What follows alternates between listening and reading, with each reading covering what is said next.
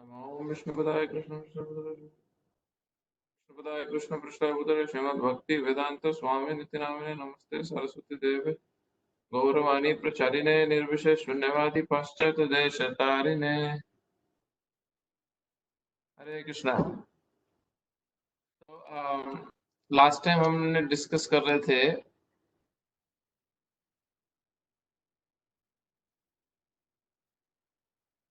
0.7 8.7 पे थे ना हम। हाँ जी प्रभु। हाँ तो आप वो वर्स खोल लो।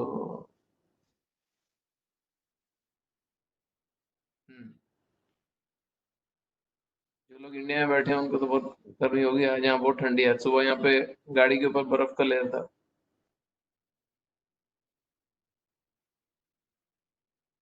आज बहुत ठंडा। हाँ हीटर भी काम नहीं कर रहे हैं यहाँ पे।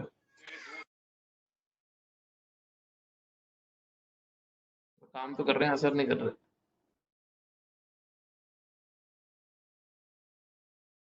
ओके तो खोलो ना, बस खोलो। हाँ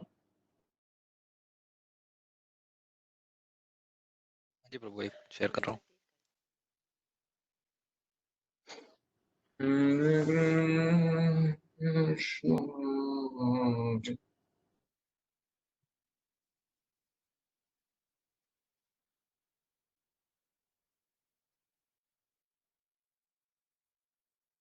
तो हमने करा था, हम अभी उस सेक्शन पे हैं जहाँ पे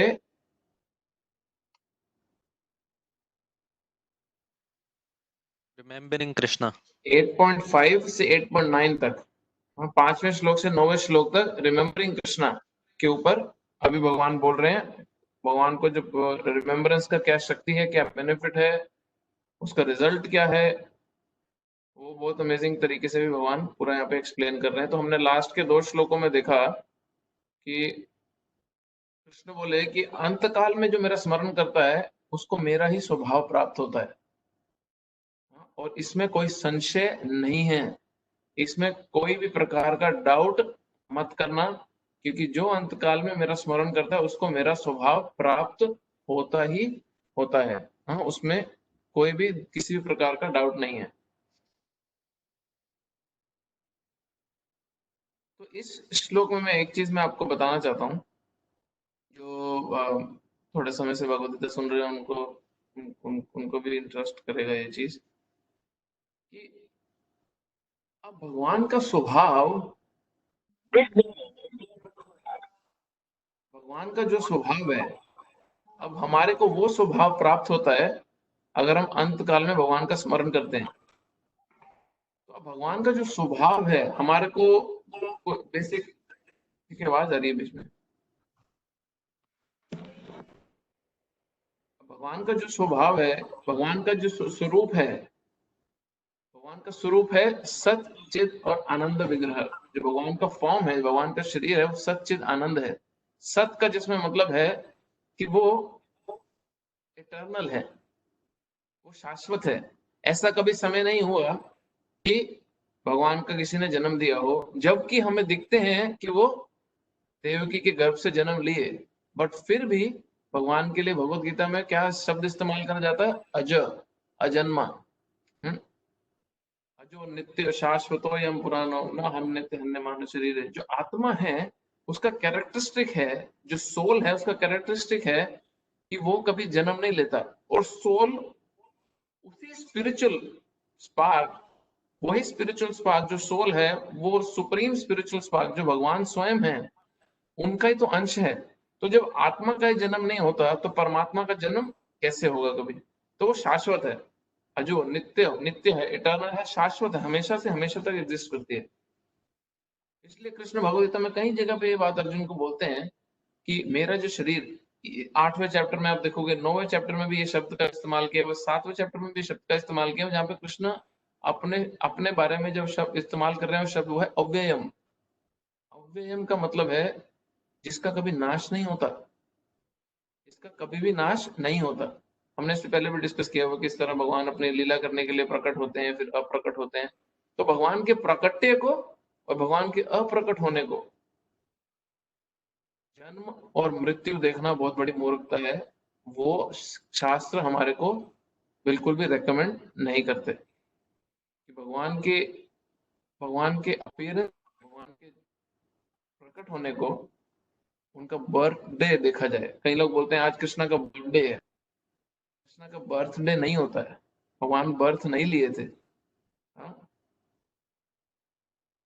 हमारे हमारे दिनों का, हमारे जब हम बर्थडे आते हैं तो हमारे दिनों में पूरा विश्व त्योहार नहीं मनाता कि आज आज सचिन सच व्यक्ति का राम की नवमी है या आज जन्माष्टमी है, कृष्ण जन्माष्टमी है, जबकि जन्म शब्द इस्तेमाल किया हुआ है उसमें, बट ये भगवान का अपीयरेंस है।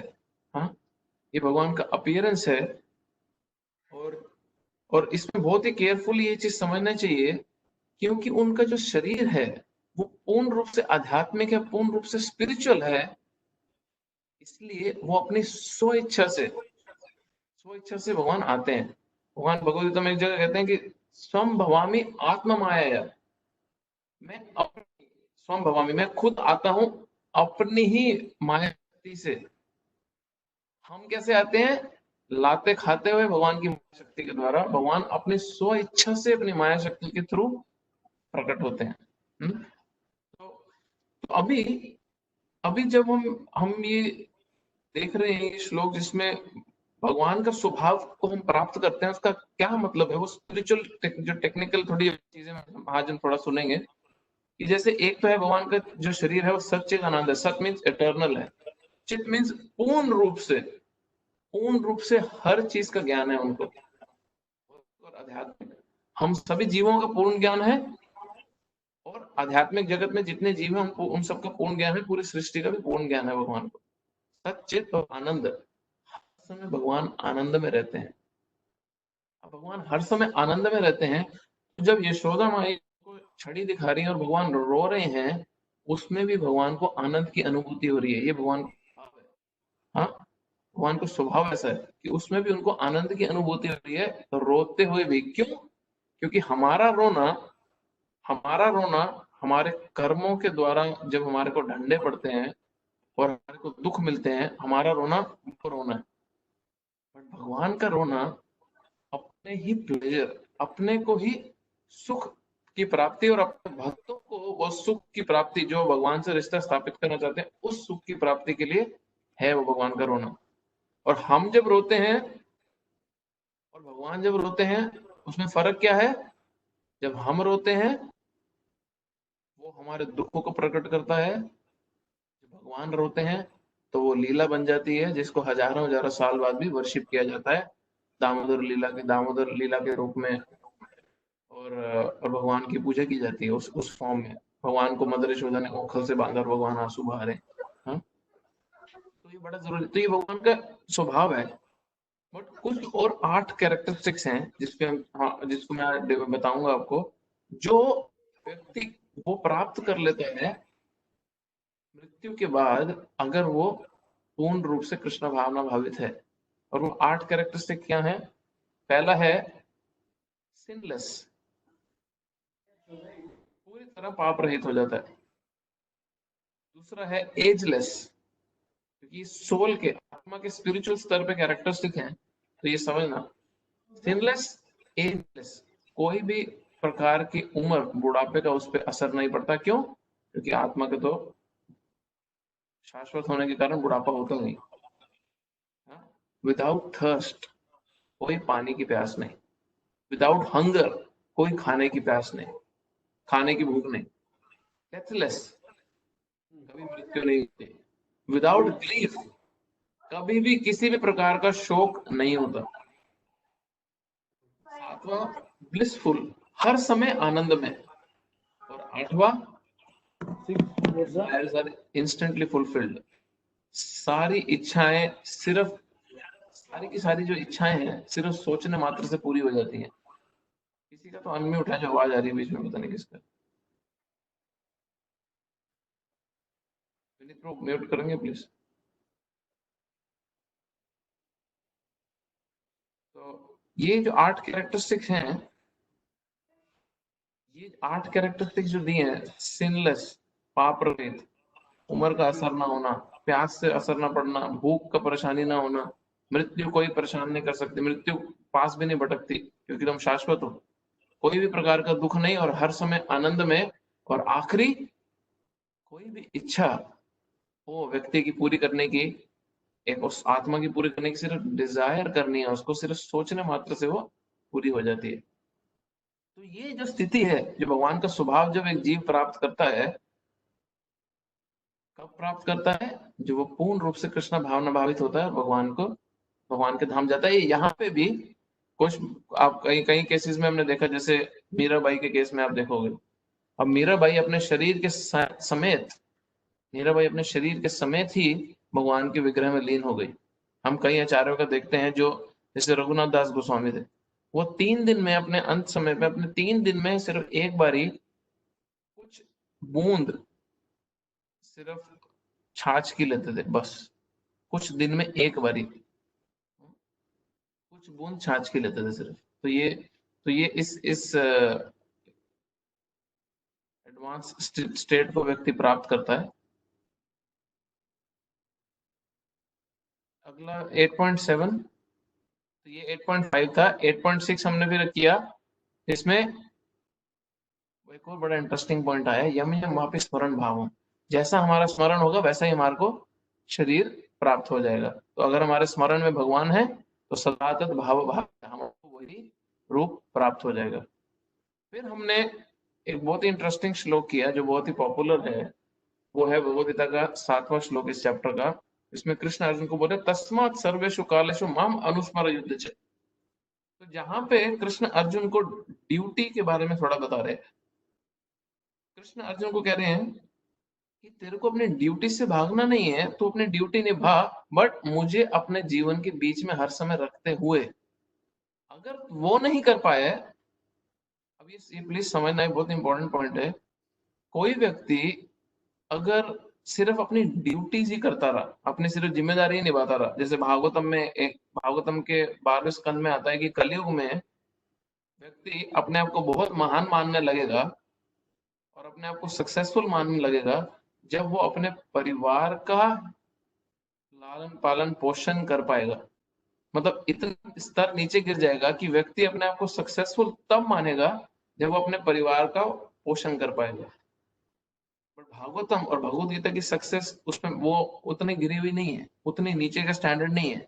ये तो कलयुग का लक्षण है। तो हमारे को इस कलयुग के लक्षण में फंसना नहीं है। हमारे को एक सुपीरियर गोल साधना है, हमारे को एक बड़े गोल को अचीव करना है। और वो गोल क्या है?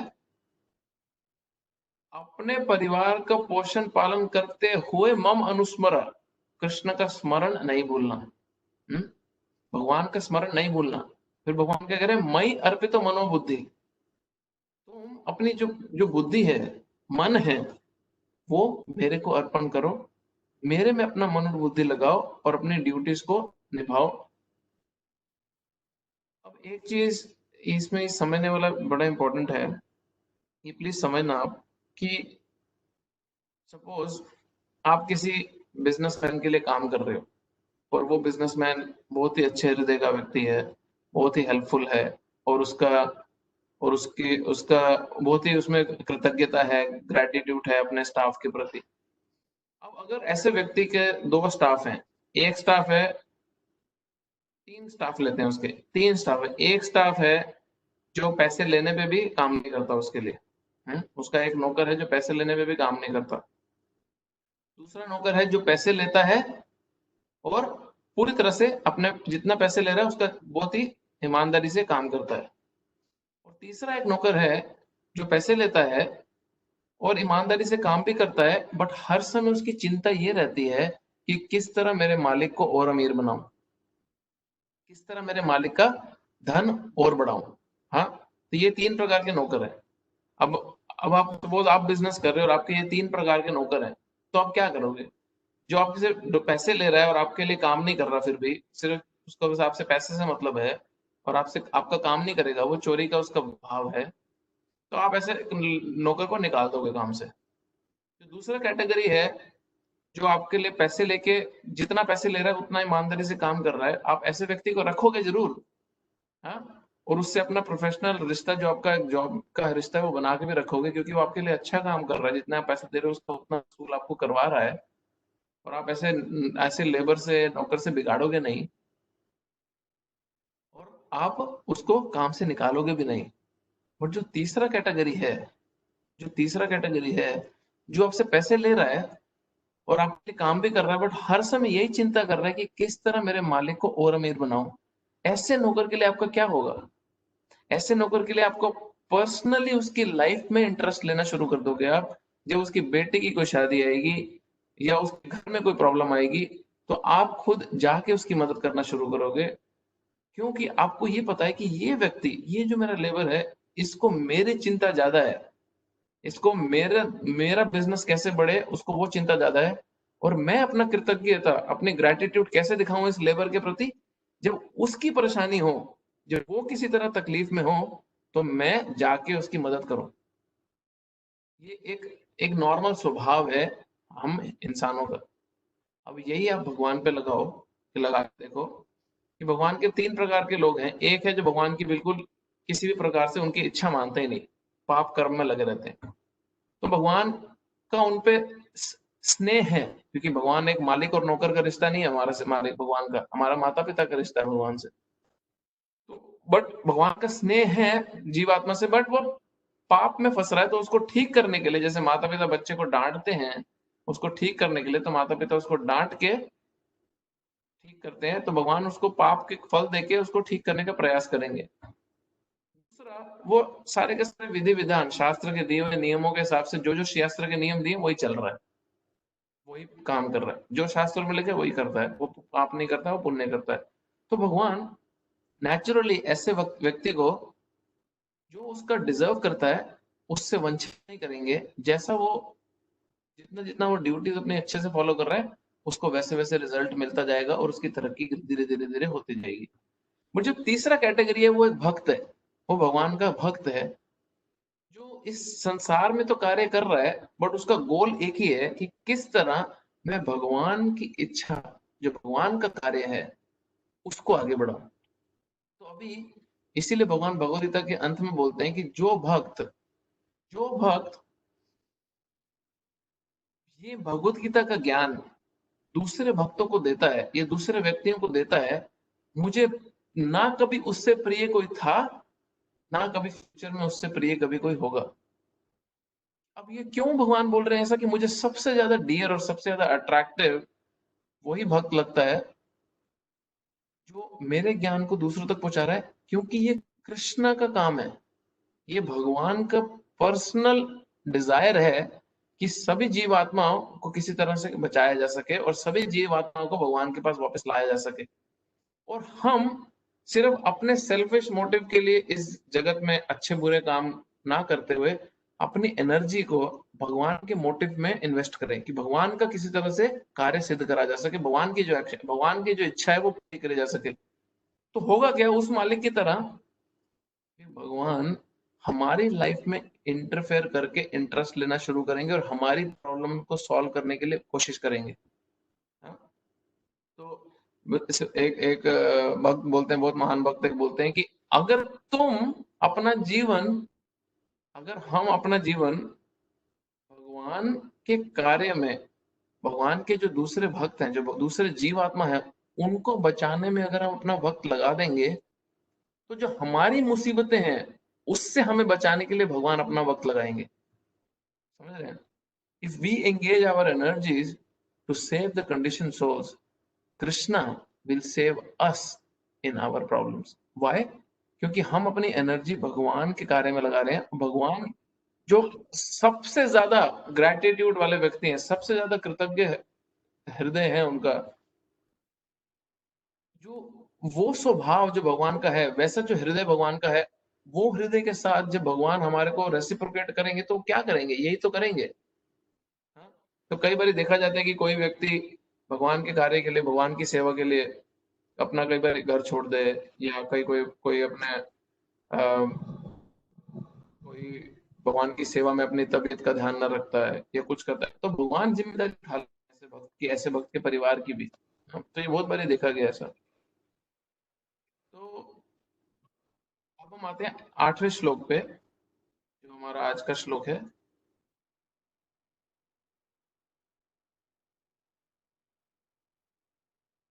अभ्यास योग युक्तेन चेतसा नान्यगामिना परमं पुरुषं दिव्यं यति पार्थानुचिन्तयान्।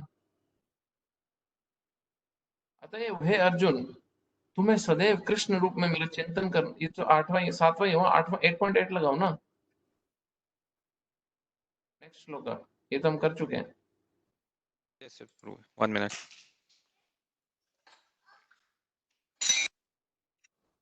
हे पार्थ, जो व्यक्ति मेरा स्मरण करने में अपना मन निरंतर लगाए रखकर अविचलित भाव से भगवान के रूप में मेरा ध्यान करता है, वह मुझे अवश्य ही प्राप्त होता है। तो ये भगवान वापस से सेम पॉइंट पे स्ट्रेस कर रहे हैं। तो इसका तात्पर्य में एक बहुत ही अच्छा एक उदाहरण आता है।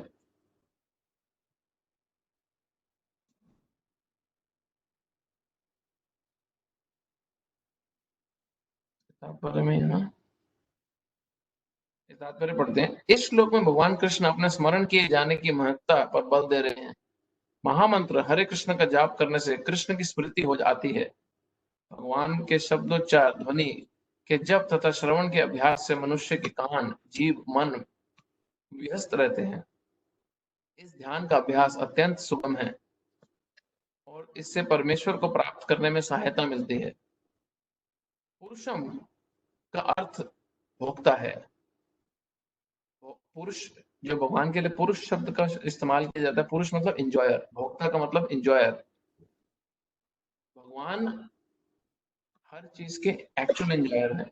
हाँ, हमारी इंजॉयमेंट उसमें है। हमारे को उतनी ही इंजॉयमेंट मिलेगी जितनी इंजॉयमेंट हम भगवान को उनकी इंजॉयमेंट करने में दे सकते हैं। ये बाद में समझाएंगे कि थोड़ा टेक्निकल टॉपिक भी है। यद्यपि सारे जीव भगवान की तटस्थ शक्ति हैं, किंतु वे भौतिक कलमश से युक्त हैं। वे स्वयं को भोक्ता मानते हैं। हम अपने आप को मेन इंजॉयर मानते हैं, जबकि वे होते नहीं है। यहाँ पर स्पष्ट उल्लेख है कि भगवान ही अपने विभिन्न स्वरूपों तथा नारायण, वासुदेव आदि स्वांशों के रूप में परम भोक्ता है। भक्त हरे कृष्ण का जप करके अपनी पूजा के लक्ष्य परमेश्वर का, इनके किसी भी रूप नारायण, कृष्ण, राम आदि का निरंतर चिंतन कर सकता है। ऐसा करने से वह शुद्ध हो जाता है और निरंतर जप करते रहने से जीवन के अंत में वह भगवत धाम को जाता है। योग अंतःकरण के परमात्मा का ध्यान है। इसी प्रकार हरे कृष्ण के जप द्वारा मनुष्य अपने मन को परमेश्वर में स्थिर करता है। मन चंचल है, अतः आवश्यक है कि मन को बलपूर्वक कृष्ण चिंतन में लगाया जाए। प्राय उस प्रकार के कीट, ये उदाहरण आ रहा है बड़ा अच्छा, प्राय उस प्रकार के कीट का दृष्टांत दिया है जो तितली बनना चाहता है और इसी जीवन में तितली बन जाता है। इसी प्रकार यदि हम निरंतर कृष्ण का चिंतन करते रहें तो यह निश्चित है कि हम जीवन के अंत में कृष्ण जैसा शरीर प्राप्त कर सकते हैं। कृष्ण जैसा शरीर प्राप्त कर सकेंगे। तो अभी इसमें उदाहरण दिया है कैटरपिलर का। कैटरपिलर एक छोटा सा कीट होता है जो शास्त्रों में बताया जाता है कि कैटरपिलर सिर्फ मेडिटेट करता रहता है, सिर्फ ध्यान लगाता रहता है और वो ध्यान की शक्ति से तितली बनता है। जब मैंने इसको बहुत साल पहले भी सुना तो मुझे लगा कि शायद भगवत गीता का ये विचार है। और भगवत गीता में अब हम तो इतना तो हम भी जानते हैं कि जितना सटल, जितना गहराई शास्त्रों की नॉलेज है उतना साइंस की तो है नहीं, क्योंकि साइंस तो सिर्फ बाहर से देख सकता है। साइंस कैसे ढूंढेगी कि एक कैटरपिलर, एक कीटाणु क्या सोच रहा है? साइंस को कैसे पता चलेगा ना कि वो क्या सोच रहा है? बट शास्त्र कुछ बोल बता सकते हैं, क्योंकि भगवान के द्वारा दिए गए शास्त्र हैं और भगवान के ही द्वारा जीव आत्मा का की रचना हुई है। हाँ, ये कैटरपिलर, ये जो तितली वगैरह भगवान के जीवात्मा है, भगवान के अंश है। तो भगवान को तो पता है इनका स्वभाव क्या है, इनकी सृष्टि का कैसे वर्किंग है। बट फिर भी मुझे लगता था कि ये बहुत ज्यादा डिटेल है, ये अंदर का भाव है। अब ह्यूमंस तो हम एक्सप्रेस कर सकते हैं, आपस में अपना बता सकते हैं कि हमारे को सुख दुख कैसा लगता है, हम अपने विचार हमारे कैसे होते हैं, हमें स्ट्रेस डिप्रेशन कैसे आता है। बट ये कैटरपिलर कैसे बताया?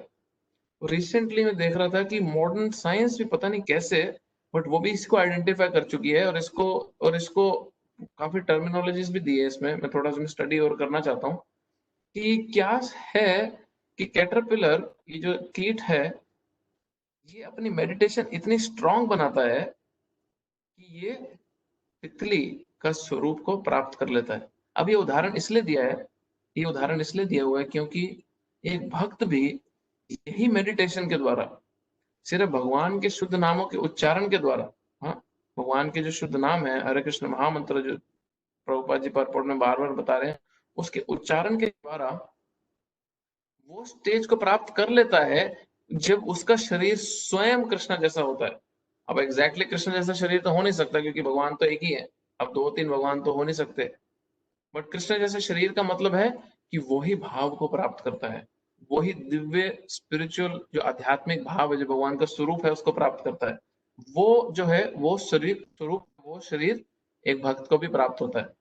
अभी जैसे बोला जाता है कि भगवान में 64 गुण हैं पूर्ण मात्रा से। हम पहले भी बता रहे थे कि भगवान के जो 64 गुण पूर्ण मात्रा से भगवान के अंदर हैं। अब जितने भी विष्णु अवतार हैं उसमें वो 64 नहीं, 60 गुण है पूर्ण मात्रा से। सिर्फ कृष्ण में ही 64 गुण है पूर्ण मात्रा से, और जितने भी विष्णु अवतार हैं उनमें 60 गुण है पूर्ण मात्रा से।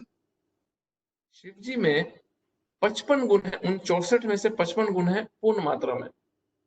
ब्रह्मा जी में उन 64 में से 50 गुण है बहुत ही पूर्ण अधिक मात्रा में।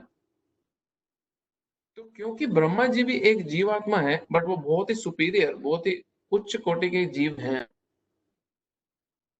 तो हम लिविंग एंटिटी, हम अगर हम ये स्पिरिचुअल परफेक्शन, इस आध्यात्मिक गति को प्राप्त करते हैं, तो हम 64 में से उन 50 गुणों को प्राप्त कर लेंगे बहुत ही अधिक मात्रा में। और अगर हम भगवान के धाम तक पहुंच सके तो पूर्ण मात्रा में 50 गुण प्राप्त कर लेंगे। इसका मतलब ये है कि जो जीव पूर्ण रूप से मुक्त है, एक्टिंग कर रहा है वो नहीं, सो कॉल्ड गुरुओं की बात नहीं कर रहा, जो अपने आप को क्लेम करते हैं कि हम मुक्त हैं, हम लिबरेटेड हैं, हम तो बस मोक्ष को प्राप्त कर चुके हैं, हम तो जन कल्याण के लिए यहाँ पे घूम रहे हैं, फिर उनका स्कैंडल निकलता है, उनकी बात नहीं कर रहा मैं क्या, जो एक्चुअली में पूर्ण रूप से मुक्त है, उसमें वो व्यक्ति, वो जो आत्मा है, वो 78%, 78% गॉड है, उसमें उतनी कैपेसिटी होती है। तो अभी हम जो पीछे कैरेक्टरिस्टिक पढ़ रहे थे, उसको भूख नहीं लगती, प्यास नहीं लगती, उम्र का असर नहीं होता, ये आत्मा के लेवल पे है। हाँ, वो उस स्तर पे है, वो परफेक्टेड जीव को ये कोई भी स्थिति से गुजरना नहीं पड़ता जब भगवान के धाम में वो व्यक्ति चला जाता है। तो ये स्वभाव है कृष्ण का, कृष्ण जैसा शरीर प्राप्त कर सकेंगे, कृष्ण भगवान के स्वयं भगवान के जैसा शरीर प्राप्त होता है। अब जो भी कोई वैकुंठ धाम जाता है, तो वैकुंठ में नारायण 4 भुजाओं के साथ विराजमान है। तो जितने भी वैकुंठ वासी हैं, उनकी भी 4 भुजाएं और सेम नारायण जैसी सुंदरता रहती है। सिर्फ भक्त जो है वहां पे वही आइडेंटिफाई कर पाते हैं बहुत क्लोज देख के कि अरे ये नारायण और उनके भक्तों में फर्क क्या है, क्योंकि उनके भक्त भी बहुत सुंदर वैसे ही देखते हैं। एक बहुत अच्छा उदाहरण आता है भागवतम में, आपने शायद सुना हो। भगवान का भाई था, कजन था उद्धव। हाँ, उद्धव द्वारका में, उद्धव इतना कृष्ण भावना भावित था, इतना ज्यादा एब्जॉर्ब था हर समय कृष्ण का चिंतन करने में। उद्धव सिर्फ कृष्ण की प्लेट से झूठा खाता था, उद्धव सिर्फ कृष्ण के उतरे कपड़े ही पहनते थे, उद्धव हर समय सिर्फ कृष्ण के चिंतन में थे, और वो इतना कृष्णमय थे कि वो एग्जैक्टली कृष्ण जैसे दिखते थे। तो जब उद्धव भगवान का मैसेज लेके वृंदावन गए, जब कृष्ण ने उद्धव को भेजा कि मेरा मैसेज लेके तुम वृंदावन वासियों के पास जाओ, तो कितनी देर तो वृंदावन वासियों को यही लगा कि ये कृष्ण आ गए। हाँ, कितनी देर वृंदावन वासियों को यही लगा कि कृष्ण आ गए हैं। मेरे को एक मैसेज आया कि मैं दिख नहीं रहा क्या विनीत प्रभु? नहीं, वो आपकी आ रही है वीडियो। आ रही है ना, ठीक है। आ रही है। तो उद्धव उद्धव का ये एग्जैक्ट ये उदाहरण दिए कि सेम वही स्वरूप, वही भाव प्राप्त कर लिया उद्धव ने, बट फिर भी भगवान उद्धव को दिखाना चाहते थे कि वृंदावन वासियों की भक्ति तेरे से भी बड़ी है। इसलिए भगवान ने उद्धव को वो दिखाने के लिए द्वारका भेजा और वृंदावन भेजा कि जाके देख कि वृंदावन की भक्ति कितनी ज्यादा बड़ी है कि तू मेरा सबसे बड़ा भक्त माना जाता है द्वारका में, फिर भी तो वृंदावन वासियों की भक्ति देख के हैरान हो जाएगा कि ये कैसा लेवल है भक्ति का। और उद्धव जब गए वहां पे तो वो शॉक्ड रह गए कि वहां पे किसी को खाने में इंटरेस्ट नहीं है, वहां पे किसी को जीवन जीने में इंटरेस्ट नहीं है कृष्ण जाने के बाद, वहां पे किसी को फर्क भी नहीं पड़ रहा, मृत्यु आ रही है जा रही है, कोई मर रहा है कोई जी रहा है, काम चल रहा है नहीं चल रहा है, सब अधमरों की तरह पड़े हैं कृष्ण की याद में। और ये उद्धव ये सीन देख के हिल जाते हैं कि ये कैसा प्यार है, ये कैसा कृष्ण के प्रति भक्ति है यहाँ पे वृंदावन के वासियों का। चाहे गोपी थी, चाहे नंद महाराज थे, यशोदा माई थी, सारे आधे पागल अधमरे जैसा बिहेव कर रहे थे कृष्ण के जाने के बाद। तो अगले श्लोक में आते हैं हम 8.9।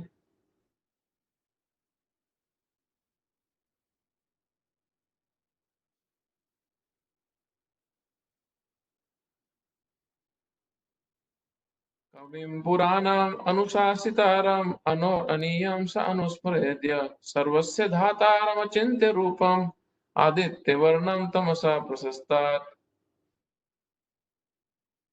मनुष्य को चाहिए कि वो परम पुरुष का ध्यान, सर्वज्ञ पुरातन नियत लघुतम से भी लघुतर, प्रत्येक के पालन करता, समस्त भौतिक बुद्धि से परे, अचिंत्य तथा नित्य पुरुष के रूप में करे। ये वो सारे कैरेक्टरिस्टिक्स भगवान के बताए हैं।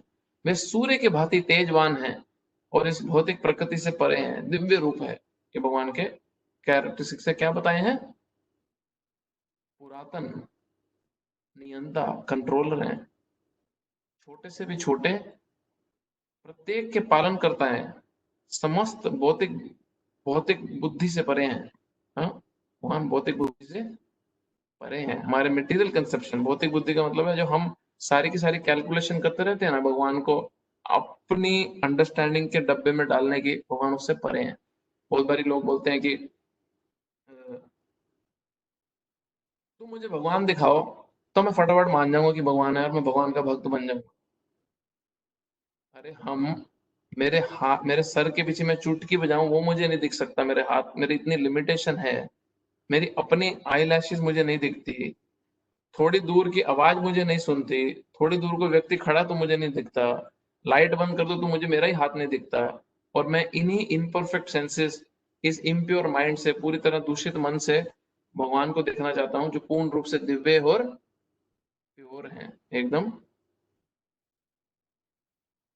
तो भगवान हमारी जो भौतिक बुद्धि है, हमारी जो मटेरियल सेंसेस है, उसके जो डब्बा है जिसमें हम भगवान को फंसा के समझना चाहते हैं। हम कई बार प्रश्न करते हैं ना ऐसे, बहुत अलग अलग तरह के प्रश्न आते हैं लोगों के, कई बार हमसे पूछे जाते हैं प्रश्न कि कृष्ण तो हमारे सामने 5,000 साल पहले, जब हमारे सामने, मतलब हम देखते हैं कि 5,000 साल पहले कृष्ण आए, हम्म, और वो आके चले गए। तो राम भगवान तो उनसे पहले और युग में आए। हाँ? तो जब राम पहले आए और कृष्ण बाद में आए, तो कृष्ण भगवत गीता में ये कैसे कह सकते हैं कि वो राम से भी सुपीरियर है? वो सर्व कारण कारण है, वो हर चीज के करता है, वो हर चीज का नियंता है। तो हम उसको अपने बॉक्स में फंसाने का कोशिश कर रहे हैं कि यार इस समय के हिसाब से ये पहले आया वो बाद में आया, तो बड़ा कौन? तो बड़ा कौन है? और फिर बोलते हैं कि कृष्ण तो आए 125 साल में चले गए, शिव जी तो बहुत पहले से हैं, तो फिर बड़ा कौन? ब्रह्मा जी तो कब से क्रिएशन बनाए हैं, कृष्ण तो द्वापर युग में आए और चले गए, तो बड़ा कौन? तो हम अपनी अंडरस्टैंडिंग से उसको समझने का कोशिश करते हैं जो बहुत ही लिमिटेड है। हाँ? भगवान अचिंत्य हैं, इनकंसीवेबल हैं। अचिंत्य का मतलब है कि इस समझ से नहीं समझा जा सकता। तो कैसे समझेंगे? भगवान के भक्त जो शास्त्र के द्वारा हमारे को बात बताएंगे उससे, नित्य पुरुष के रूप में उनको स्वीकार करना है। वो सूर्य के भांति तेजवान है, ये कैरेक्टरिस्टिक्स भगवान के बता रखी। तो अभी हमारा अगला सेक्शन है 8.10 से 13, 10वें श्लोक से 13वां श्लोक। अब यहाँ पे कृष्ण अचानक से एक इंटरेस्टिंग मोड़ ले लेते हैं। अभी तक वो अपने बारे में बता रहे हैं, अपनी अपनी अपनी डिटेल्स थोड़ी एक्सप्लेन कर रहे हैं, बट अचानक से कृष्ण पूरा चेंज कर देते हैं सिचुएशन। और क्या करते हैं भगवान कि अर्जुन ने जो प्रश्न नहीं भी पूछा, हम भगवत गीता को जब देखते हैं तो भगवत गीता अर्जुन के प्रश्नों के उत्तर कृष्ण दे रहे हैं। तो अभी तक अर्जुन ने जो पहले प्रश्न पूछे, कृष्ण ने प्रश्न के उत्तर दिए, और फिर मृत्यु के समय पे एक भक्त जो भगवान की भक्ति में लगा है उसको कैसे परफेक्शन मिलेगी, भगवान ने ये सारे श्लोक बताए कि उनका ध्यान की शक्ति क्या है, उनको ध्यान मात्र से गति प्राप्त होगी सबसे ऊंची। अब अर्जुन ने क्वेश्चन पूछा भी नहीं है, और कृष्ण अपने प्रेममय स्वभाव, अपना जो सुहृद, जो उनका नेचर है, सुहृद का मतलब होता है वेल विशिंग फ्रेंड, बहुत ही अच्छा हृदय रखने वाला एक मित्र, भगवान भगवान के लिए सुहृद का शब्द इस्तेमाल किया होगा। तो वो मित्र जो हर समय हमारे भले का सोचता हो, तो भगवान का कांस्टेंट कॉन्शियसनेस क्या है, वो हर समय अपने हमारे भले के बारे में सोच रहे हैं। तो अभी वो भले के बारे में जो हमारे सोच हर समय सोच रहे हैं, अभी वो सुहृद स्वभाव होने के कारण कृष्ण बिना पूछे अर्जुन को एक डिफरेंट सब्जेक्ट मैटर बताने लगे। अभी हमने पिछले 7वें चैप्टर में देखा कि कृष्ण ने भक्ति कितनी उत्तम है, कितनी सर्वोच्च है, किसके मुकाबले, ज्ञान मार्ग के मुकाबले, ज्ञान योग के मुकाबले और कर्म योग के मुकाबले भक्ति योग कितने ऊपर है, कृष्ण ने वो बताया। हाँ? अब यहाँ पे कृष्ण ने अर्जुन के बिना पूछे कृष्ण क्या बोल रहे हैं, बता रहे हैं कि योग मार्ग से भी, तो 3 मार्ग हैं, एक है कर्म का मार्ग, शास्त्रों में भगवद गीता में दिया है कर्म योग, एक है ज्ञान योग, एक है ध्यान योग या अष्टांग योग भी जिसको बोलते हैं, हाँ, जिसमें योगा प्रैक्टिस जो परमात्मा को रियलाइज करते हैं, योगीज जो होते हैं। अब कृष्ण बोल रहे हैं कि अगर कोई बेस्ट ऑफ द बेस्ट योगी भी है, तो जो मेरी शुद्ध भक्ति है वो उससे भी ऊपर कैसे है, वो बिना ही अर्जुन के पूछे कृष्ण भी 10 से लेके 13वें श्लोक तक बोलेंगे।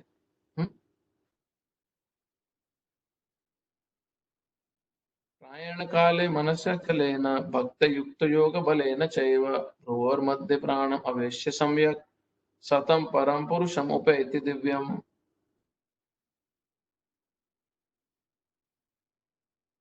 मृत्यु के समय जो व्यक्ति अपने प्राण को भुवों के मध्य, आईब्रोस के बीच में कर लेता है, अपने पूरी की पूरी कॉन्सेंट्रेशन को इसके बीच में कर लेता है, और योग शक्ति के द्वारा अविचलित मन से पूर्ण भक्ति के साथ परमेश्वर के स्मरण में अपने को लगाता है, वह निश्चित रूप से भगवान को प्राप्त करता है। तो अब ये क्या कैटेगरी के लोगों के बारे में भगवान बता रहे हैं, इसको टेक्निकली बोला जाता है योग मिश्र भक्त, जो है तो भगवान के भक्त, बट उनमें योग के प्रति, ये योग साधना के प्रति आकर्षण भी है, बट भगवान की भक्ति भी करते हैं, तो ये योग मिश्र भक्त हैं। योग मिश्र, योहा मिश्र नहीं, योग मिश्र।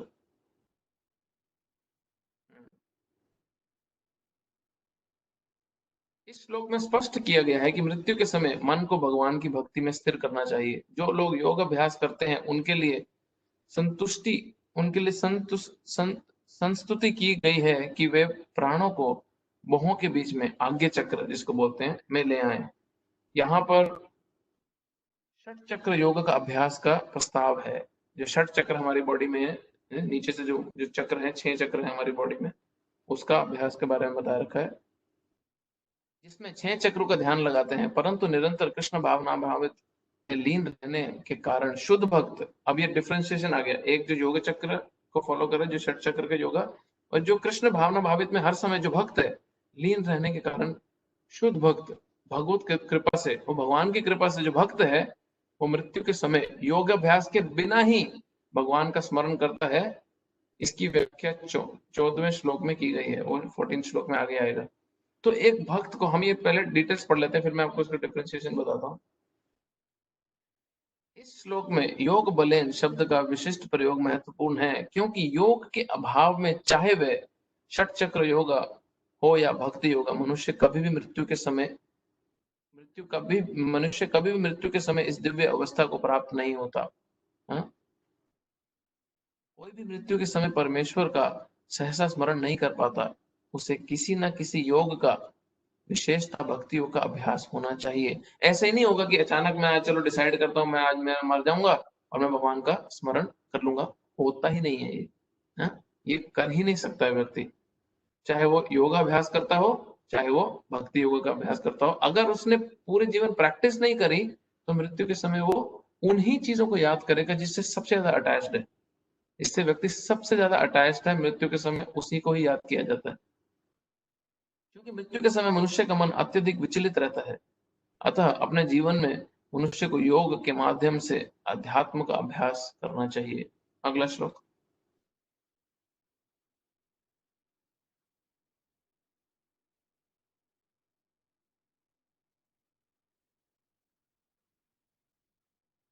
सर्वद्वाराणि संयम्य मनोहृदि निरुध्य च मूर्धनि अध्यात्मनः प्राणम अस्थितो योगधारणम। भावार्थ, जो वेदों के ज्ञाता हैं, जो ओंकार का उच्चारण करते हैं, और जो संन्यास आश्रम के बड़े बड़े मुनि हैं, वे ब्रह्म में प्रवेश करते हैं। ऐसी सिद्धि की इच्छा करने वाले ब्रह्मचार्य व्रत का अभ्यास करते हैं। अब मैं तुम्हें वह विधि बताऊंगा जिससे कोई भी व्यक्ति मुक्ति लाभ मुक्ति लाभ कर सकता है। तात्पर्य, श्री कृष्ण ने अर्जुन के लिए षट चक्र योग की विधि का अनुमोदन कर चुके हैं, जिसमें प्राण को बाहों के मध्य स्थिर करना होता है। यह मानकर कि हो सकता है अर्जुन को षट चक्रों के अभ्यास ना आता हो, कृष्ण अगले श्लोक में इसकी विधि बताते हैं। भगवान कहते हैं कि ब्रह्म यद्यपि अद्वितीय है, जो जो एब्सोल्यूट ट्रूथ है, जो ब्रह्म है, वो अद्वितीय है, एक ही है, किंतु उसके अनेक स्वरूप हो सकते हैं। विशेषता निर्विशेषवादियों के लिए अक्षर या ओंकार ब्रह्म है। कृष्ण यहाँ पर निर्विशेष ब्रह्म के विशेष विषय में बता रहे हैं, जिसमें सन्यासी प्रवेश करते हैं। तो ये आगे डिटेल दी हुई है, नीचे कितना तात्पर्य देखना। ज्ञान की वैदिक पद्धति में छात्रों को प्रारंभ से गुरु के पास रहने, अब ये ब्रह्मचार्य जो जो गुरुकुल जाते हैं उनके बारे में बता रहे हैं। ज्ञान की वैदिक पद्धति में, एजुकेशन की जो एक्चुअली पद्धति, जो जिस तरह एजुकेट किया जाता था, प्रारंभ से गुरु के पास रहने से ब्रह्मचार्य व्रत का पालन करते हुए ओंकार का उच्चारण तथा परम निर्विशेष ब्रह्म की शिक्षा दी जाती है। इस प्रकार वे ब्रह्म के दो स्वरूपों से परिचित होते हैं।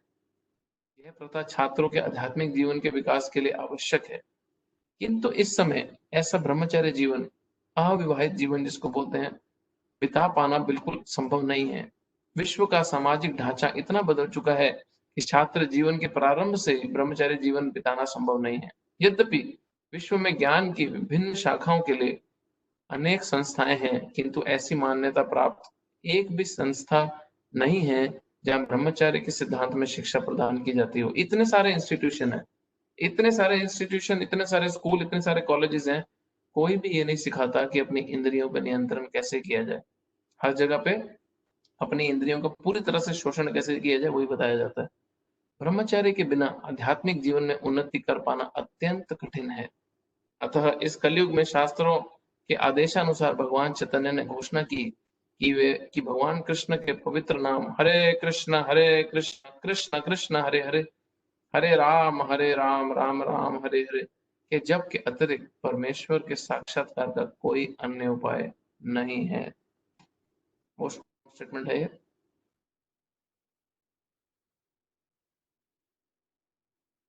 आगे नेक्स्ट।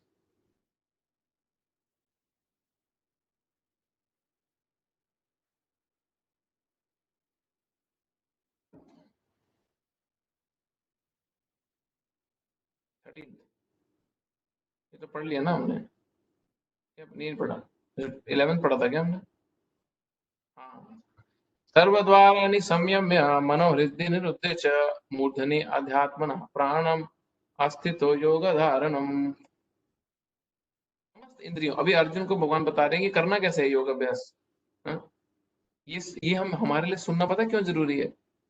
हम ये सुन लें, उससे हमारे को शांति मिल जाएगी कि हमारे बस की ये नहीं है। हाँ, हम भगवान की भक्ति करते हैं सिंपल साधारण तरीके से, अपना घर वर चलाते हुए, अपने बीवी बच्चे पालते हुए, हमारे लिए वही पॉसिबल है। ये बड़े बड़े काम हमारे लिए पॉसिबल नहीं है, फिर इसलिए सुन लो। समस्त इंद्रियां क्रियाओं से विरक्त योग की स्थिति योग धारण कहा जाता है। इंद्रियों के समस्त द्वारों को बंद करके तथा मन को हृदय में और प्राणवायु को सिर पर केंद्रित करके मनुष्य अपने को योग में स्थापित करता है। हमारी बॉडी में 9 होल्स हैं। हाँ, हमारे शरीर में जो 9 होल्स हैं और 2 आंखें, 2 नाक, नासिकाएं, मुंह, 2 कान, 7 तो हमारे सिर्फ मुंह पे हैं। फिर हमारे नीचे जहां से हम मल त्यागते हैं, मूत्र त्यागते हैं, वो 2 होल्स हैं। तो जो योगी है वो इन सारे के सारे छिद्रों को बंद करता है और योग साधना की स्थिति में अपने आप को स्थापित करता है, अपने आप को इस स्थिति में स्थापित करता है। इस श्लोक में बताई गई विधि से योग अभ्यास के लिए सबसे पहले इंद्रिय भोग के सारे द्वार बंद करने होंगे। जहां जहां से भी एंजॉय कर सकते हैं उन सबको पहले बंद करना होगा। ये प्रत्याहार तथा इंद्रिय विषयों से इंद्रियों को हटाना कहलाता है। इसमें ज्ञान इंद्रियां, नेत्र, कान, नाक, जीभ तथा स्पर्श को पूर्णतः वश में करके उन्हें इंद्रिय तृप्ति में लिप्त होने नहीं दिया जाता। इस प्रकार मन हृदय में स्थित परमात्मा पर केंद्रित होता है और प्राणवायु को सर से ऊपर तक चढ़ाया जाता है। अब जो जो जो षट चक्र योग क्या है कि हमारी जो लाइफ एयर है, प्राणवायु है, उसको नीचे से ग्रेजुअली योगी यहाँ तक लाता है। और जब वो अपनी परफेक्शन को प्राप्त कर लेता है, जब उसका समय आता है अपना शरीर त्यागने का, तो यहाँ से, आई थिंक इसको ब्रह्मरंध्र बोलते हैं, क्या बोलते हैं पता नहीं, यहाँ से फट के आत्मा शरीर त्यागती है, क्योंकि सारे के सारे बॉडी के होल्स तो बंद कर दिए होते हैं। आपने देखा होगा जब किसी आम व्यक्ति की मृत्यु होती है, अगर तो पुण्य करा हुआ व्यक्ति तो वो आत्मा मुंह से निकलती है, अगर वो पापी व्यक्ति है तो वो मल मूत्र त्याग के निकलता है, क्योंकि जो उसकी प्राण वायु है, जो आत्मा है, वो नीचे के छिद्रों से बाहर फोर्सफुली निकलती है। तो इसका विस्तृत वर्णन 6 अध्याय में हो चुका है, किंतु जैसे कि पहले कहा जा चुका है कि अब विधि व्यवहारिक नहीं है। सबसे उत्तम विधि तो कृष्ण भावनामृत है। यदि कोई भक्ति में अपने मन को कृष्ण में स्थिर करने में समर्थ होता है तो उसके लिए अविचलित दिव्य समाधि में बने रहना सुगम हो जाता है। अभी अभी अभी ऑनेस्टली आप अपने पर्सनल खुद विचार करके देखो कि हम में से कितनों के लिए पॉसिबल है। हम जिनके परिवार है, हम अपने परिवार को छोड़ के क्या ब्रह्मचर्य पालन कर रहे, संन्यास ले लें, वो अपने ड्यूटीज को छोड़ दें, सब पहले जंगल में चले जाएं, हाँ, वहां पे जाके एक आश्रम में रहें, कंद मूल खाएं, जो रूट शूट्स हैं, जो पेड़ से फल फूल हैं वही खाएं, और फिर अपनी सारी इंद्रियों को कंट्रोल में करें।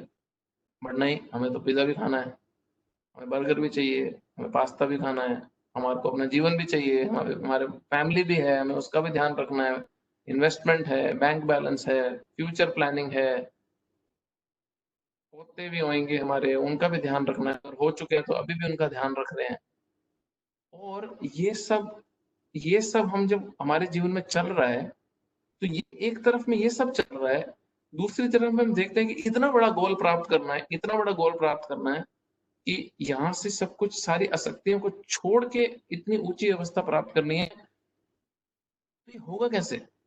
इसीलिए भगवद गीता में कृष्ण बार बार ये बात बोले कि आम व्यक्ति, जो मेजॉरिटी है, उसके लिए बहुत ही एक सुगम साधारण तरीका, जो बहुत ही पावरफुल है, भगवान भगवद गीता में दे रहे हैं। और यहाँ तात्पर्य में बार बार बताया जा रहा है कि सिर्फ कृष्ण भावनामृत को, सिर्फ अपनी चेतन को कृष्ण में लगाने, भगवान का हर रोज नाम जाप करने के साधन से ही, सिर्फ इतनी छोटी सिंपल चीज करने से ही हम ये बड़ी बड़ी जो योगियों को तपस्या मेहनत करनी पड़ती है।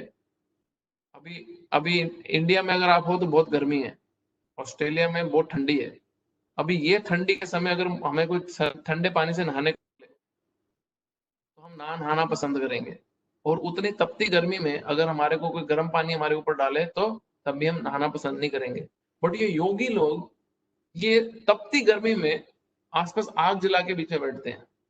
देखने में क्या लगता है, वाह कितना महान है, कितना महान है, वाह कितना महान आदमी है। बट उसकी चेतना अगर परमात्मा पे स्थित नहीं है, और वो सिर्फ एक पब्लिक का शो करने अपने बॉडी को इतना कष्ट दे रहा, तो फायदा क्या? और दूसरी तरफ में हम देखते हैं कि सर्दियों के कठोर मौसम में एक योगी ठंडे ठंडे पानी में घुस के खड़ा हो जाता है, और उसकी बहुत वाहवाही होती है। अगर वो सच्चा योगी है तो वो प्रगति करता है ऐसे साधनों से, बट हमारे लिए पॉसिबल नहीं है ये करना। हम आम व्यक्ति जो अपने सारे के सारे इतनी सारी चीजें पकड़ के बैठे हैं, हमारे पास एक ही तरीका है कि अगर हमारे हृदय में जो परमात्मा रूप में भगवान बैठे हैं, अगर हम उनका ही नाम चिंतन कर लें और वो हमारे पे कृपा करके धीरे धीरे हमारी चेतना को परिवर्तित करते जाएंगे, वरना इतनी हाई डेस्टिनेशन हमें प्राप्त होने नहीं वाली है। अगला श्लोक, फिर ये सेक्शन खत्म हो जाएगा। 13वां श्लोक।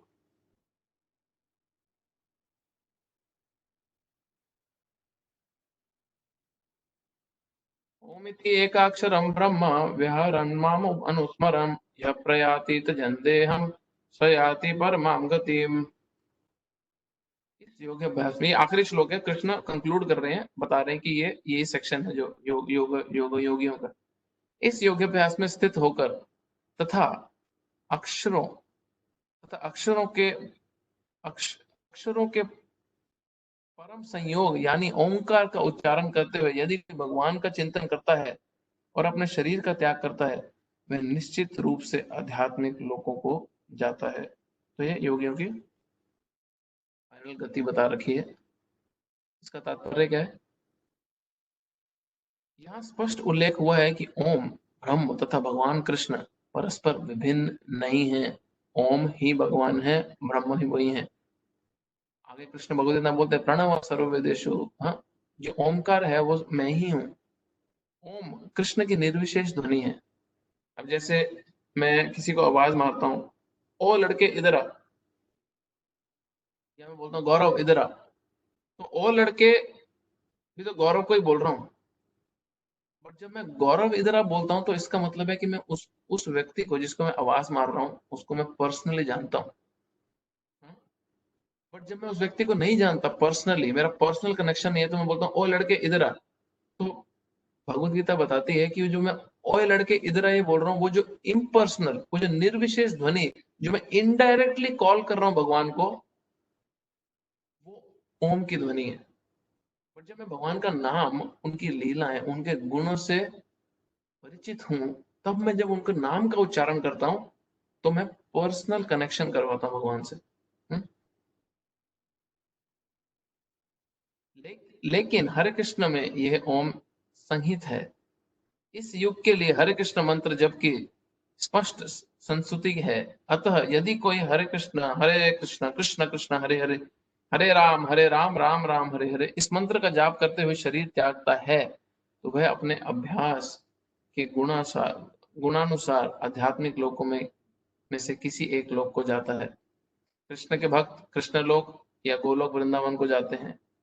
सगुणवादियों के लिए आध्यात्मिक आकाश में अन्य लोक हैं जिन्हें वैकुंठ लोक कहते हैं, किंतु निर्विशेषवादी तो ब्रह्म ज्योति में ही रह जाता है। तो ये हमारा ये सेक्शन खत्म हुआ।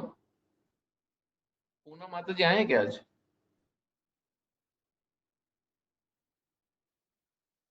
अच्छा जी। पूनम माता जी नहीं है ना? क्योंकि मैं लग नहीं रहा प्रभु, है नहीं लग नहीं रहा, नहीं आया। नहीं लग रहा ना। हाँ, मेरे को किसी का किसी कोई और नाम प्रश्न से है? बनाया हुआ। क्योंकि मैं उनका कुछ स्पेसिफिक क्वेश्चन था लास्ट टाइम, मैं उस पर बात करना चाहता था, बट वो नेक्स्ट टाइम जब आएंगे तब कर लेंगे, कोई प्रॉब्लम नहीं है। हाँ, कोई किसी का प्रश्न है? किसी और नाम से। वो होते तो बोल देते ना। प्रभु आपने वो हरे कृष्णा महामंत्र के बारे में डिस्कशन के लिए। हाँ, वो उन्हीं के ही प्रश्न महामृत्युंजय जाप के साथ ही कनेक्टेड है, इसलिए तो अच्छा नेक्स्ट फ्राइडे को कर लेंगे, कोई प्रॉब्लम नहीं है। अभी कमिंग फ्राइडे को। कोई और क्वेश्चन है किसी का?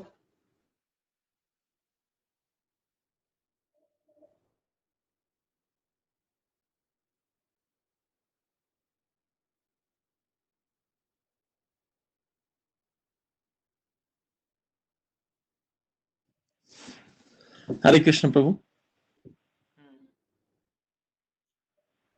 हाँ जी प्रभु, बोलिए ना। हरे कृष्ण।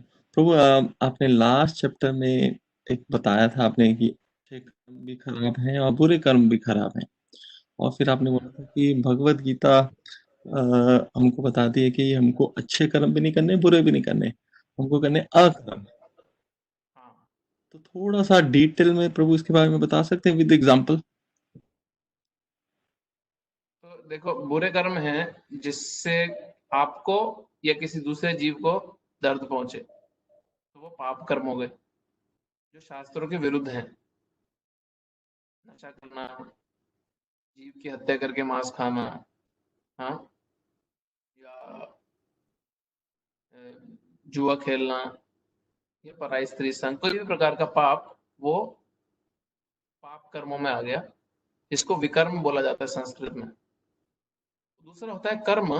कर्म की बहुत प्रकार से यूसेज है, बट यहाँ पे कर्म का यूज इसलिए किया हुआ है जो वो कार्य करना जो शास्त्रों में अप्रूव्ड है, जो शास्त्रों द्वारा जिसको ग्रीन सिग्नल मिला हुआ है कि हाँ तुम ये कार्य कर सकते हो, वो पुण्य के कार्य होते हैं। गरीबों को खिला देना, अनाथालय में डोनेशन दे देना, सर्दी है तो कंबल दे देना, गर्मी भूखे को तुमने कुछ बंटवा दिया, खिला दिया, लंगर करवा दिया, छबील बंटवा दी, कुछ ना कुछ कर दिया तुमने, हाँ, वो पुण्य के कार्य है। और तीसरा है, उसको कर्म बोलते हैं, पाप को विकर्म बोलते हैं। तीसरा कार्य है अकर्म। अकर्म मतलब वो एक्टिविटीज, वो काम करना जिससे हमारा और सामने वाला व्यक्ति जो उस काम के कांटेक्ट में है उसका भगवान से रिश्ता स्थापित हो या एनहांस हो, तरक्की हो, उसके भगवान से रिश्ते में बढ़े आगे। तो ये कार्य अगर कोई समझ लेता है, तो ये जो डिफरेंशिएशन है, ये जो कार्य में जो भेद है, ये जब कोई व्यक्ति समझ लेता है तो वो अपनी एनर्जी उस कार्य में लगाता है जिस कार्य में उसको रिएक्शन। देखो, तीनों कार्य में आपको एक रिएक्शन मिल रहा है। इस जगत में आप कोई भी कार्य करोगे, ऐसा कभी नहीं होगा कि आपको कोई रिएक्शन नहीं आएगा। बट जो जो स्पिरिचुअल एक्टिविटी है, जो अकर्म है, उसमें हमारे को रिएक्शन जो आता है वो आता है, हमारा भगवान के प्रति आकर्षण बढ़ता है, हमारा हृदय के जो जो अभद्र है वो मिटते हैं, और हमारा नेचुरल एक डिजायर पैदा होता है, हमारा खुद का एक स्व इच्छा पैदा होने लगती है, और वो बढ़ने लगती है कि हमें भगवान की भक्ति और अच्छे से करनी है, हाँ? और हमें आध्यात्मिक स्तर पे और आगे बढ़ना है। क्यों? क्योंकि अगर हम जितना आध्यात्मिक कार्य करेंगे उतना ही हमारा बैंक बैलेंस स्पिरिचुअली इकट्ठा होगा। आप पुण्य करोगे तो आपको पुण्य का बैंक बैलेंस इकट्ठा होगा, इसमें आपको क्या हो जाएगा, पैसा मिल जाएगा, हाँ, अच्छी पति या पत्नी मिल जाएगी, अच्छा घर परिवार में जन्म मिल जाएगा, घर गाड़ी बड़ा मिल जाएगा, हाँ, किसी को विदेशों में जाके रहना है वहां मिल जाएगा। बट वापस से जन्म लेके इसी इसी कष्ट रूपी इस संसार में फंसना पड़ेगा। बट जो स्पिरिचुअल एक्टिविटी का जो रिएक्शन है, वो रिएक्शन अगर किसी को मिलता है, तो वो रिएक्शन उसको इस पूरे के पूरे जंजाल से, इस पूरे के पूरे उधेड़ बुन से ही बाहर निकालने की ताकत रखता है। तो अभी हम कुछ एग्जांपल देख सकते हैं, जैसे छोटे छोटे एग्जांपल देखें कि मेरे साथ खुद ही हुआ था। स्ट्रीट पे मैं बुक्स दे रहा था सड़क पे मेलबर्न में, और एक मेरे पास व्यक्ति आया, अफगानिस्तान से लड़का था, बोला भूख लग रही है, खिला दो। बोला हमारा मंदिर का रेस्टोरेंट ऊपर, आ जा। बोला शाकाहारी है? बोला हाँ शाकाहारी। कह रहा नहीं गोश्त खिलाओ। मैं कहा नहीं, मैं गोश्त नहीं खिलाऊंगा, मैं यहाँ पे खिला दूंगा तेरे को ऊपर मंदिर में। बोला नहीं खाना, मुझे नहीं चाहिए डोनेशन। तो अभी कोई आम व्यक्ति हो और उसके पास ये बेचारा भूखा भूखा व्यक्ति हमारे को, अरे भूख लग रही आए, तो बोले भाई गोश्त खिलाओ। तो बोलेगा अरे भूख लग रही है, अब भूखे को तो कुछ खिलाना चाहिए। तो हम एक जानवर को मारते हैं और इस भूखे जी को गोश्त खिलाते हैं, हाँ? तो हमने एक जानवर की हत्या करवाई क्योंकि भूखे जी को भूख थी, तो हमने भूखे जी को गोश्त खिलाया, ये पाप हो गया। अगर आप उसको एक नॉर्मल एक वेजिटेरियन रेस्टोरेंट में जाके खिला देते, तो भूखे को आपने खाना खिलाया, आपने पुण्य का कार्य कर दिया।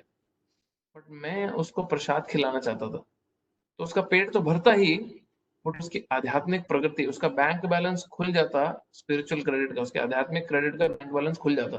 तो ये जो भाव है, ये बड़ा अच्छा है। मैंने देखा, मेरे फादर भी कई बार मैंने देखा, वो कोई जैसे वृंदावन वगैरह हो जाते हैं तो वो बिस्कुट टॉफियां ले जाते हैं बच्चों के लिए, बंदरों के लिए, हैं, और वहां पे उनको खिला देते हैं। कई कई भक्त लोग क्या करते हैं कि अपनी गाड़ी में हर समय प्रसाद रखते हैं। कोई भी भीख मांगने कोई सड़क आया, अब तुम उनको पैसे जब दे रहे हो, तो क्या गारंटी है कि वो उस पैसे का क्या कर रहा है? शनि महाराज, शनि महाराज, शनि महाराज, हम डर डर के शनि महाराज, शनि का प्रकोप ना चढ़े, हम सब शनि महाराज वालों को पैसे दे देते हैं। और कितनी बारी देखा गया कि वो पैसों का क्या होता है, वो जाके शराब की बोतल लेता है, रात को पीता है और अपना सैटरडे नाइट एंजॉय करता है। शनि महाराज वो अपना सैटरडे एंजॉय करता है हमारी डोनेशन पे, हमारी चैरिटी पे। तो ये कैसा शनि महाराज को किसको पैसा दिया आपने? वो शराबी को पैसा दिया आपने या शनि देव पे चढ़ाया पैसा आपने? हाँ? तो ये सारी बहुत सोच समझने वाली चीजें हैं कि हमारी एनर्जी, हमारा जो पैसा है वो हमारी एनर्जी है, हमारे खपत है, हमने कमाया है वो अपनी मेहनत से, अपने कहीं ना कहीं अपनी एनर्जी लगा के उसको। अब आप उसको इन 3 कैटेगरी में कहाँ पे डालना चाहते हो? क्योंकि जहां पे भी आप डालोगे वो आपको एक रिएक्शन प्रोड्यूस करेगा। तो आपको या तो पाप लेना है जो आपको बुरी गति प्राप्त होगी, या आपको पुण्य लेना है कि यहाँ पे कुछ अच्छा मिल जाएगा बट इसी जगत में वापस जन्म लेके दुख काटने पड़ेंगे, या आपको भक्ति से जुड़ी कोई कार्य करने हैं जहाँ पे आपको पाप और पुण्य से परे स्पिरिचुअल रिएक्शन मिले और आप भगवान के धाम जाने के लिए और योग्य बने। तो ये इंपॉर्टेंट है, ये तीनों कैटेगरी समझना और हमारे एक्शंस इस बिहाफ पे होने चाहिए। ठीक है, और कोई प्रश्न है? हाँ प्रभु, मेरा प्रश्न है प्रभु, ये जो लाइन हाईलाइट की हुई है मैंने, लेकिन हरे कृष्णा में ये ओम सम्मिलित है, हरे कृष्णा महामंत्र में ही ओम आता है। मेरा प्रश्न है कि ओम तो ओरिजिनल साउंड वाइब्रेशन है, तो हरे कृष्णा महामंत्र में कैसे आता है ये ओम? मैं हरे कृष्ण महामंत्र के ऊपर डिटेल में एक्चुअली आज बोलना चाहता था बट वो पूनम माता जी आए नहीं। नेक्स्ट वीक इसी को कंबाइन कर दो, मैं क्योंकि सारा बताने वाला हूँ। Okay okay bro, okay. क्योंकि देखो मैं अपना एक छोटा सा बात बता देता हूँ। मेरा पर्सनली ही ऐसा था कि जब मैं डिवोटी बना तो मुझे कितने महीनों तक यही लगता रहा कि ये हरे कृष्ण मंत्र इस्कॉन का मंत्र है, मुझे पसंद है बट ये इस्कॉन का मंत्र है। और मैं कितने महीने, मे बी आई थिंक 1.5 साल मैं ये हरे कृष्ण मंत्र चैंट ही यही बेसिस पे करता रहा कि ये इस्कॉन का मंत्र है, मुझे अच्छा लगता है, कृष्ण का नाम है, मुझे कोई प्रॉब्लम ही नहीं है।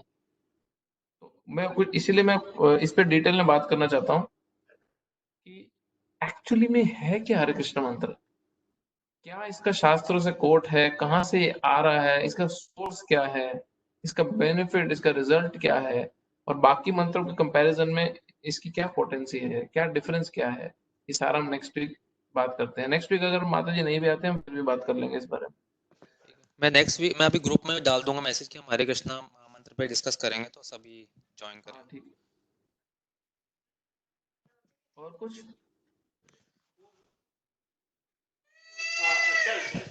प्रभु, मेरी मम्मी का एक प्रश्न था। हाँ वो पूछ रहे हैं कि जैसे आपने पिछली बार बताया था कि दोबारा से शरीर मिलता है, जैसे जैसे पाप कर्म या पुण्य कर्म की वजह से। हाँ जी। तो उनका प्रश्न था कि इसी ब्रह्मा इसी यूनिवर्स में पैदा होते हैं, किसी भी यूनिवर्स में जा सकती हैं जो सोल है? शास्त्र बोलते हैं कि मोस्टली हम इसी यूनिवर्स में वापस जन्म लेते हैं, क्योंकि व्यक्ति वहीं पे जन्म दोबारा लेता है जहाँ से उसकी अटैचमेंट होती है। बट ऐसा कोई रूल नहीं है कि आप कहीं और किसी यूनिवर्स में नहीं जा सकते, बट मेजोरिटी जो डिस्क्रिप्शन है वो इसी यूनिवर्स में वापस पुनः जन्म होता है। जैसे कई बार व्यक्ति के कार्य, व्यक्ति अपने, कई लोग अपने घर से बड़ा अटैच होते हैं, कोई स्क्रैच मारे तो आके फटाफट साफ करने लग जाते हैं, एक बूंद पानी गिरे फटाफट साफ करते हैं, इतने अटैच होते हैं अपने घर से, बस उनको चद्दर नहीं हिलनी चाहिए, कुछ नहीं होना चाहिए। वो सारा दिन घर की चिंता ही करते रहते हैं, उसी में पूरा व्यस्त रहते हैं, घर घर घर घर घर घर घर घर घर घर। बट उनके अगर कार्य पाप वाले हैं तो वो उसी घर में ही कीड़ा या चूहा बन के पैदा होते हैं, या उसी घर में अगले जन्म में कुत्ते का जीवन मिलता है उनको, तो घर से अटैच भी रहते हैं, उसी घर में भी रहते हैं। बट अगर उनके कार्य जो है वो पाप पाप वाले हैं तो वो उस घर में जानवर की योनि में आते हैं। अगर नहीं है और उस घर से फिर भी अटैच्ड है तो उसी घर में, उसी परिवार में दोबारा किसी जनरेशन में जन्म ले लेते हैं और फिर वापस से उसी जगह, उसी मोह से वापस अटैच होने लगते हैं। तो ऐसा देखा जाता है कई बार। जैसे पॉलिटिशियन के लिए बोला जाता था, मैं नाम नहीं बोलता, एक पॉलिटिशियन के लिए बोला जाता था, एक एस्ट्रोलॉजर ने किया था कि ये पॉलिटिशियन के पाप कर्म इतने थे बट इसको स्विट्जरलैंड में जन्म लेने का, स्विट्जरलैंड से बहुत आकर्षण था तो ये स्विट्जरलैंड में कुत्ता बना है पॉलिटिशियन। तो ऐसा भी देखा जाता है। और कुछ? Thank you bro. ठीक है। ग्रंथराज श्रीमद् भगवद गीता की जय, श्रील प्रभुपाद की जय, निताई गौर प्रेमानंद। हरे कृष्णा। हरे कृष्ण।